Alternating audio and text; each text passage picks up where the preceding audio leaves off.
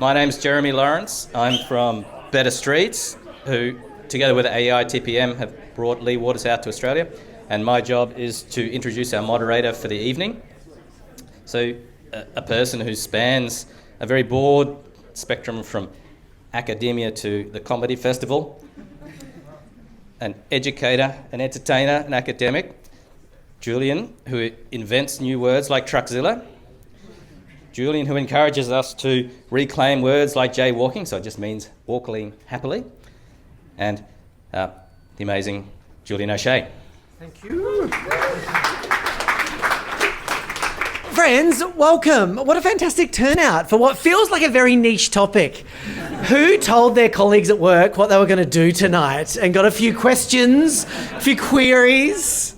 We are in for a good time. I'd love to start by acknowledging the traditional owners of the land in which we meet and pay respects to elders past and present, and acknowledge that people have been here for a very long time. It's kind of all of our responsibility to keep where we live great. Thank you so much for hosting this city that we're in, who we'll hear a bit more from. We're in for a really, really great time. I think this will be kind of significant. I remember as a kid, the speed limit used to be 60 kilometres an hour on all of the back streets. And you look back on it now and you're just like, that was wild, yeah? That maybe it wasn't great. And you look at the traffic statistics at the time, you go, that was not great. And I think this is kind of significant because it feels like we're at the start of some even more interesting change, and you are all part of it. In fact, if there is change and it is happening, just take personal responsibility for it, yeah? Anything good that happens from now on, be like, yeah, that was me, I was there, I was in the room when all this happened. So look, we're in for a fantastic time tonight. There's going to be a talk up front. Then we're going to have a dynamic panel. So get your questions ready. I think spicy is good. I think we should talk about the good, the bad, the ugly, the challenges of all of this. So yeah, pay close attention, get your thoughts ready, and we'll make it a really dynamic evening, because where else would you want to be than in this room right now?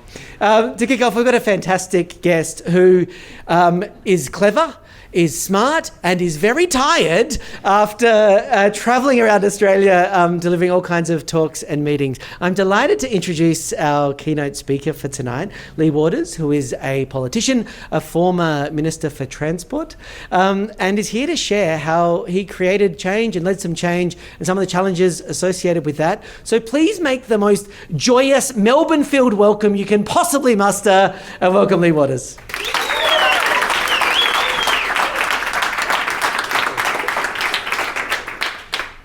Hello. I've never been introduced by a comedian before. I feel the sense of anticlimax is now almost inevitable. So sorry about that. So I want to talk about speed and street, but I want to root it in the broader change that we've been doing, which is based with a climate lens.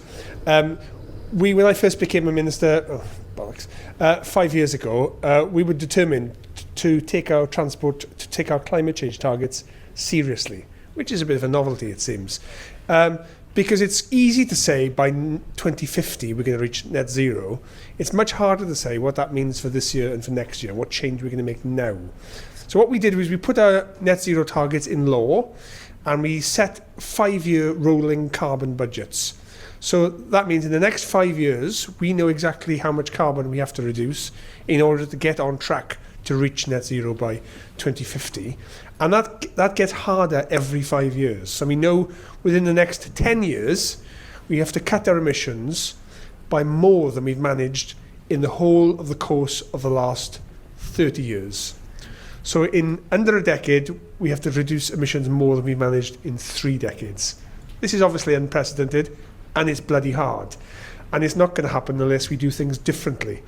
And transport traditionally has been given a free pass when it comes to emissions reductions. It is the slowest changing of all the sectors since the baseline was set in 1990. And it's quite clear that unless we change transport, we're not going to reach our overall targets. And by the end of this decade in Australia, transport is going to be our largest emitting sector. And the other thing that's clear from all the advice and the evidence is that simply moving to electric vehicles is not enough. So yes, we need to decarbonise our existing fleet, but also we have to reduce the number of car journeys, and we have to shift car journeys to public transport and to active transport. Now that's acknowledged at a theoretical level But all our systems for 70 years have been engineered to produce the same outcome. So unless we change those systems and change behaviours, both of people and professions, then targets are theoretical. So the Australian target, as you will know, I think is a 43% reduction by 2030, which is huge. And I think you should all be challenging decision makers, not just politicians, but including politicians, but anybody who makes decisions about what they are doing to respond to that very sharp change of trajectory. And putting active transport at the heart of that is key. One of the things I've come across time after time, this is my 28th speaking engagement in the last 3 weeks, and I've been, I'm sick of the sound of my own voice, I really am. But I've been lucky enough to speak to a whole range of different layers of decision makers. And the common theme is, well, Australia is very big. We do lots of long journeys. And so it's more difficult in Australia. And that's just not true. And the problem is that the data which shows that is not really collected. And that is also a real problem, because you change what you can measure, and you're not measuring the right things. And where it is measured, in Canberra, for example, it shows in Canberra 50% of all car journeys are under 5 miles. Now that is true around most of the Western world. Most car journeys are not very long car journeys. They are short journeys. Roughly 10% of car journeys are under 1 mile. Over half are under 5 miles. Now, yes, some of those are impossible to do other than by car. If I have to go and pick my granny up from the hospital and collect a bag of cement on the way home, then clearly car is the only way to do that. But that is not what most people's journeys are like. Most people make 2 journeys a day, to and from somewhere, and it's not about commuting. And that's the other thing. We've got this macho gender lens on transport decision making. We like prestige projects where ribbons can be cut, where we can point to great economic activity, and that usually ends up with roads being built. And most people's everyday journeys are ones around their communities where we can make changes that would help us make the shift to active transport. So that's the general picture. We have then set some high-level targets, and I am hesitant about high-level targets because it is easy to pretend you're doing something by setting a sexy target and they're not changing any of your systems to match that. But you do need the targets to start off with, as long as you realise the target is just the beginning. So the key thing we've done in our target is to acknowledge demand reduction. And that, again, is something we haven't done in transport policy for 70 years. We've always been facilitating more, this predict and provide model. Journeys are projected to increase, therefore we build more roads to cope with them. And that is self-fulfilling. So we want to reduce overall journeys and then shift modes when we do them. And then critically, we need to align our land use planning policy with our transport policy. So you need to stop building things in areas that generate more journeys. So our transport strategy, our net zero strategy, our planning strategy and our planning guidance all have the sustainable transport hierarchy embedded within it. And we now, all our policies say the right thing and are interlocking. That's only the start of it. It's necessary but not sufficient, but it's an important start. We then set up, we cancelled a major motorway as soon as the First Minister who appointed me took office, which sent a really important signal through the system. The sky did not fall in. We froze all road building schemes, and we said we need to examine the schemes that are in the system to see how they measure up with the carbon headroom we have if we are to meet this target. And what that showed is that the schemes that are just trundling through the system have got a long lifespan. It takes about 7 years for a scheme to come to fruition. And these were schemes started in a very different policy environment.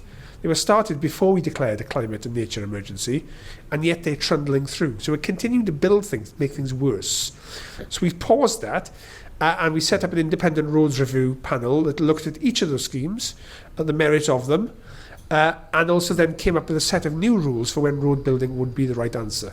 We will continue to build roads, but we will set the bar much higher for when the road is the right answer. Two key, I think, points came out of the review. The first was this concept of induced demand, which is widely understood, but is counterintuitive. particularly to politicians and many of the public, because the common sense view is if you've got congestion, a hotspot, you build a bypass, you build a relief road. This is the language we've become used to. We ease congestion by building more. And of course it doesn't work, because all it does is move the problem somewhere else and generates additional journeys, because people can see in the short term a decrease in journey times, and then that simply fills up again, because people just tend to drive longer distances. They don't drive less, they just move a bit further away from where they worked, or take longer trips. And also then it opens up land use for developments that lock in car dependency. So you have drive-by restaurants, or you have office blocks or out-of-town housing, which simply then generates even more demand for road building. So this concept of induced demand is a critical one for disrupting the way we think and do transport. So in future, roads that simply move traffic around and make journey times faster will not get built. This is a really good example. This is one of the roads we cancelled. This is in the north of Wales. So a big project, cutting down precious ancient woodland at a time of a biodiversity emergency. And the business case, and they never get published, by the way, or scrutinised, but the business case for that scheme showed that within 15 years, congestion levels will be back to the level they were when the scheme was designed. So you think of the opportunity cost of that, £350 million, the induced demand it creates, the embodied carbon, which I'll come on to, and all you're doing is buying yourself 15 years. So that's clearly nonsense, and it's not consistent with our climate change targets or our nature emergency targets. And it just happens because the whole sort of equivalent of the military-industrial complex, the vested interests within the system, the behaviours, just keep the pipeline filling up. Then the other key point was this idea of embodied carbon, which does not get counted in the business cases or in the other measurements of net zero. The steel and the concrete that goes into building the road is enormous. So that a medium-sized scheme in Flintshire would be the equivalent of, I think it was 2,700 people not driving at all for 10 years just to make up for the carbon consumed in building the road. So embodied carbon is a really important concept for road schemes, and it's not one that is mainstreamed or talked about or measured, and that needs to be called out because it's adding to the problem. So these are the new road building tests we've set. So in future, simply building roads to improve journey times and deal with congestion will not be a sufficient reason to justify a road scheme. If there are safety cases for a new road, and very often, it's been quite interesting how the system works, is the people who decide to make a road have decided already at the beginning what they're going to want to do. They're going to build a road. And then they just work the system to come out to the conclusion they want. And so very often safety is used as a reason for building a road. There's an accident black spot. We need to build a flyover. We need to widen it. We need to make it, put new barriers in so it's safer to drive faster. And actually, if there's a safety problem, slow speeds. That's the way to solve a safety problem. There's no embodied carbon. There's no induced demand. It's cheaper. It can be done almost immediately. So simply justifying the old approach through safety is no longer going to wash. There will be a case for building roads to deal with the adaptation we're going to see from climate change. Wilder weather is going to wash away roads and crumble infrastructure, and we will need to replace roads. But as we do it, we need to be building in these tests so we're not inducing carbon and inducing traffic and embodying carbon. And then the fourth one, when there are new developments, yes, you do need to connect them up. But again, you shouldn't be sneaking through bypasses or rat runs off the back of a connectivity road. So we hope this is a reasonably pragmatic set of tests, but also ones that do call out business as usual. This is an example of a scheme that's gone through this test. So it was originally cancelled. We've challenged the engineers through an iterative process. We've worked through them to keep pushing back.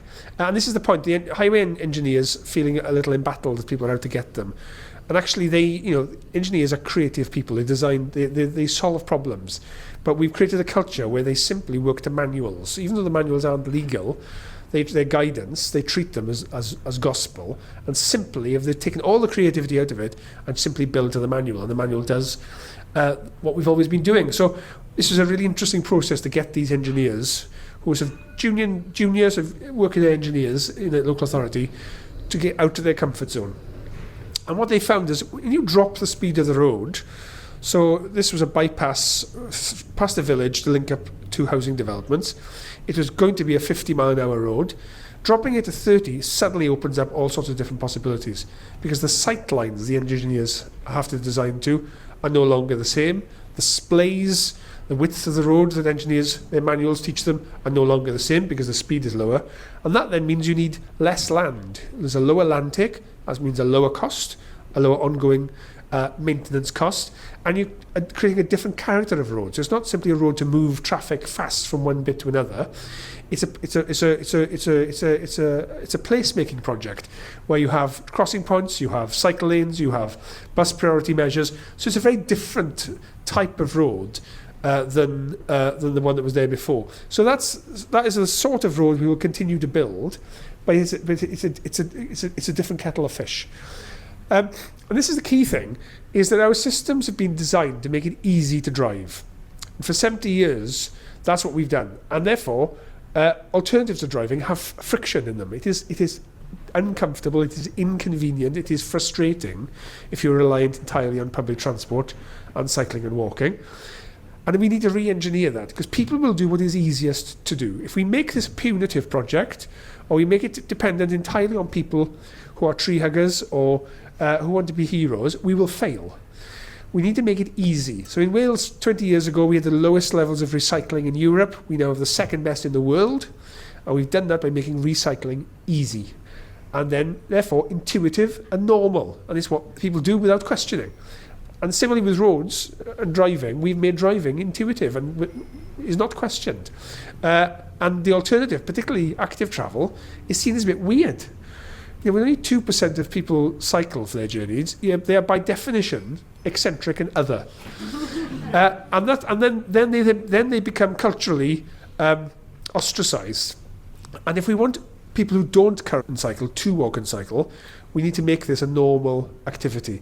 So I don't like talking about cycling. It's a means to an end. It's not an end in itself.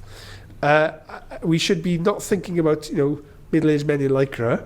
We should be thinking there's fat old women as our target audience. Because when you look at the Netherlands, it's fat old women who cycle, and I think this is a mind shift for us all. We stop seeing as active travel as a middle class aspirational activity and just see it as a normal way of making everyday journeys. I think that's a really important reframing that we need to do to make this feel less of a threat and somehow alien agenda. So what we've done is look at the wiring, and this is one of the key points I want to impress upon the people I've been speaking to on this trip, is it's all very well set in the high-level targets, but at every point, all the little procedures that go along have been designed to lead to more road building and more driving. And you're not going to achieve your targets unless you go through that pipeline and at every point challenge that and look for leakages which allow customer behaviour to revert to type. So one of the things we did was pass a law 10 years ago, which I led the campaign before I came into politics, for what we call an Active Travel Act, which makes local authorities see cycling and walking as a mode of transport, not as a leisure activity, and one that they have to take seriously. So all future road schemes have to have make improvements for cycling and walking. Local authorities by law have to map their local infrastructure for cycling and walking. They have to identify the gaps in the networks, because we know for novice users, if you suddenly go on a route and you suddenly stops in the middle of nowhere, marooned in traffic, or there's a sign saying dismount, that's going to put you off. And if it puts you off, you're not going to do it again. It's an uncomfortable experience.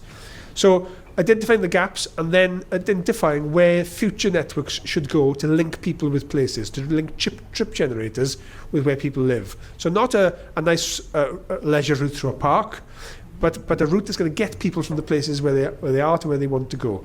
Now that's, again, another example of an important first step, necessary but not sufficient, because you also need to address the capacity and capability within local government and the way it's designed. So we're going to design a guidance that underpins this. But there are multiple points through the system you have to police and change to make this meaningful.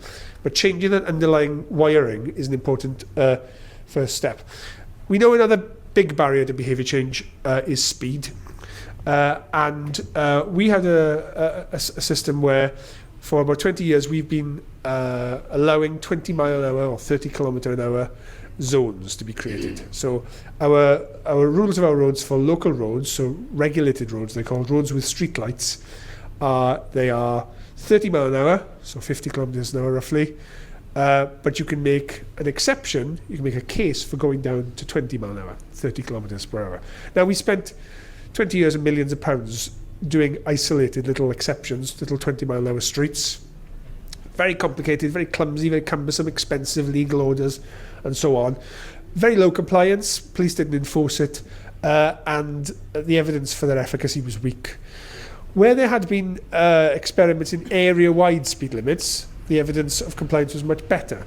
So what we decided to do was turn the law on its head. So rather than saying it's 30, but you can make a case for 20, we've said in places where people and traffic mix, which is a definition used by the UN Stockholm Declaration on Road Safety, where people and traffic mix, the default is 20, but you make a case for 30. And that is that one big change to the wiring has completely transformed the spread of the speed limits. Now, since September last year, all built-up areas, all houses, all areas around shops, health centres, schools are all now 20, unless the council has decided to exempt some. Because we know, the physics is pretty straightforward. If you hit at 20, you're 5 times more likely to survive than being hit at 30. But critically, you're also far less likely to get hit, because when you're driving slower, your situational awareness is increased, your sense of danger is more heightened, and you're far less likely to be involved in a crash. And this isn't just obviously a road safety measure, it has multiple policy benefits, but we have created a really weird system where we put highway engineers in charge of mental health policy. We put highway engineers in charge of play policy and tackling type 2 diabetes. How has this happened? And of course the poor buggers, they haven't got the chance, have they? They're not trained to do that. They've no idea. They just work to a manual. So we need a far more multidisciplinary approach to challenge this viewpoint, because speeds aren't just about transport. Speeds are about everything. So this is just give you a sense of how big the area covered by these speed limits now is, and I think it's taken us all a bit by surprise of how much of the road space has been taken up with these new speed limits, and as a result that created quite a breathtaking backlash. The response to the roads policy, I was expecting a sharp response, and there was some of that, but it wasn't quite as severe as I expected. But on the speed limit, the response has been very sharp, and that's to be expected. This is what's called the Goodwin curve. Professor Phil Goodwin from the University of West of England did this based on the congestion charging in London. And what he found was, a couple of years out when the policy was at a conceptual level, lots of support. So in Wales, 80% of people supported lowering speed limits 3 years out. And as it gets closer to implementation, that drops. It drops sharply the more closer you are to implementation, and it stays low, and then it starts to rise. Now what we found, at 80% in favour 3 years out, has now turned into this week, we're almost a year now into implementation, of 75% against. Now that's partly because the way it's been implemented, local authorities haven't used their discretion to opt out some roads that don't make sense at 20. Roads through industrial estates, for example, that's not sensible to have them at 20, they should be 30, but local authorities have stuck to the letter of the guidance, even though they don't have to, and hidden behind that and let us take the flak for it. So the implementation has been a bit clunky, and it needs fixing, and it will be fixed, and it'll get better. But there's still a lot of hostility. We deliberately framed our communication around behavioural science, not to be emotive, but to talk about normalising it, to try and take the heat out of it. This is this look out for each other. That was an important concept. A little bit slower, a whole lot better was another one of our slogans. Because the research, and we piloted this in 8 different areas across Wales, the evidence showed we were talking about increases in journey times, about 1 minute on average per journey. So very little impact on people's journey times, because most delays are caused by junctions and traffic lights, not by speed. But again, intuitively, That's not what people think. People think we're slowing them down, and that makes them very angry. And you can see some of the anger here. There was huge vandalism of the signs. And even though the facts and the evidence were compelling, this is not about facts and evidence. It's about feeling, it's about culture, it's about identity, it's about relationship with the state. And, be prepared for a backlash. And the backlash was strong. This is our new national flag, as designed by some of my fan club. And we had a massive petition, a country of 3 million people, with 500,000 people signed a petition. Now, most of those signed it in the first 2 weeks after the law changed. And my own experience as a driver is I absolutely hated it for the first 3 or 4 months because it just felt so slow and so weird. But you get used to it. Just as we got used to recycling, just as we got used to not smoking in pubs, these things take time because they're countercultural, but they do change. But it did result in lots of venom and lots of abuse. I particularly like this one with my head up my arse. This was an official advert of the Conservative Party. This wasn't just some scamp. That's UK is one of UK's best-selling newspapers there. So this has generated lots of political hostility. Some of it's been quite funny though. This is my favourite of the wittiest. And you do need some gallows humour to get yourself through this. But just to give you a sense of the level of it's good, isn't it? The level of abuse we've had. But the data, even though it's unpopular, the data is strong and it's doing exactly what we thought it would do, what the evidence suggests it would do, what the data from London and Edinburgh and Spain also suggest would do. That we've a halving of deaths in the first 6 months. We've only got 6 months of data, and clearly we need several years of robust data. And we've got a proper monitoring framework and data collection to back this up. But overall casualties are lower in the last 6 months than they were during COVID. So I take courage from the data, but the data is obviously only part of the story. So why is it so hard? I'm coming to an end now. This is really interesting research done by Swansea University Psychology Department into what they call motor normativity. And they did this study with a sample of 2,000, a proper university study, and it's going to be repeated in Australia, I'm pleased to say, which tested these statements with people, and the wording was only very slightly changed. So this one, people shouldn't smoke in highly populated areas where other people have to breathe the cigarette fumes. 48% thought that was, so 75% overall thought that was a sensible thing to do. But they changed it then slightly to people shouldn't drive in highly populated areas where other people have to breathe the car fumes. Almost exact opposite. So we've got this inbuilt double standard of we will accept from cars and driving a set of adverse outcomes and consequences we would not accept in other parts of life. Because for 70 years we've normalised, and the motor industry has spent trillions of dollars in advertising to create a relationship between you and your car. It's about your identity, it's about your status, about your prestige. It's not just a thing to get you around. And we've got a different set of relationships with it. And when that is threatened, people react strongly to it. And so, that is, I think, a very striking stat which illustrates that difference. One other example, if somebody leaves their belongings in the street and they get stolen, it's their own fault for leaving them there, and the police shouldn't be expected to act. 75% agree with that. But if they leave their car there and it gets stolen, and the police don't act, 87% think that's terrible. And I think there's a whole, you can look up the research, it's a relatively easy to read paper. But, time after time after time, there are examples of how we are treating this differently. If as many people died in ferry accidents or bus accidents or train collisions as they do on cars every year, there would be a national scandal, and we just somehow shrug our shoulders and accept deaths on the road as the price of doing business, and we shouldn't. This is a very strange study to understand, but it's the same team with their latest research, which shows that our feelings of motor normativity are influenced by our peer group and by our environment. It's not a national culture issue. So levels of motor normativity are higher in parts of the Netherlands than they are in America, for example. So it's not some kind of some national construct. This is about your local environment and the attitudes of those who are around you. And again, it's back to ease. Because we've made driving easy and alternatives difficult in those communities, it is therefore othered. And so it's there's definitely a cycle here, and we need to do this for me is the key point. We've just got to make it easy, and we've got to re-engineer all our system. We've got to look at our wirings. Why have we got car parking standards for new housing developments? As you say, you should have not only guaranteed car parking for every house, but a covered car parking. What's that about? Why is that? You can look at almost every little area of regulation and guidance. There's these bits of motor normativity bias built in all the time, which compound the behaviour and makes the targets by themselves meaningless unless those system changes are then followed through with. So one of the key ones for me was the appraisal guidance that's used to judge transport projects. This is really nerdy in the wiring territory, but this is what makes the difference.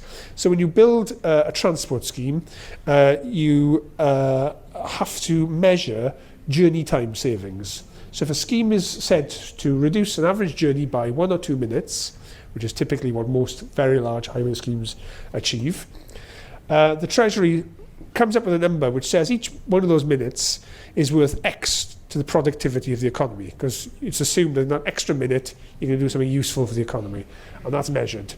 And it then says, okay, well, if there are, 500,000 journeys on this road a year, we'll multiply X by 500,000, then we'll multiply it again by 30 over the course, which is the period of the scheme, and then suddenly you've got a project which generates 2 billion extra for the economy, and it's bollocks.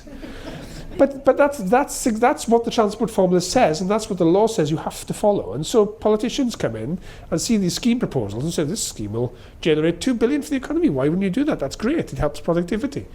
And so it's biased. It's been completely gerrymandered ideologically to get you the same outcome it's always got you.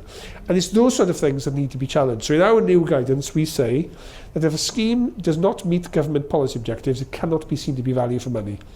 And the policy objectives include net zero and include modal shift targets. So that cannot be used as a justification for building road schemes in the future. We say you cannot count journey time savings by themselves as a sufficient reason for going ahead with the scheme. For large schemes where journey time savings are relevant, as part of the things you consider, you have to publish the impact with the journey times and without the journey times. You can make a more rounded judgment. And when you are measuring journey times, you have to break it down into journey times savings of up to 2 minutes, 2 and 5 minutes, 5 and 10. Because what that will show is almost every scheme will only deliver tiny amounts of journey time savings, which, as we've seen from the graph earlier from that Flintshire scheme in North Wales that we cancelled, those journey time savings are completely reversed within 15 years in any event, because just extra traffic appears. But it's that level of analysis that does not often get challenged or scrutinised, because those studies aren't published, and it goes counter-intuitively to what we've been trained to think, that new road schemes ease congestion. So our whole system is biased and is being built to keep giving us the same outcomes. And that's fine, unless you want to meet our carbon targets. And, the scientists, so I think, are probably some of the most conservative, dullest people you'll come across. In terms of the use of language, important qualifier, they're very careful in the language they use, but when the world scientists are talking about catastrophic climate change, then we have to act. And there's no good just setting targets. We've got to break those targets down to what they mean for this year and next year. We've got to follow those targets through with changes to the wiring, so we're not allowing all behaviours to reassess, and we also need to change our behaviours and attitudes. And speeds is one of the key things that can do that.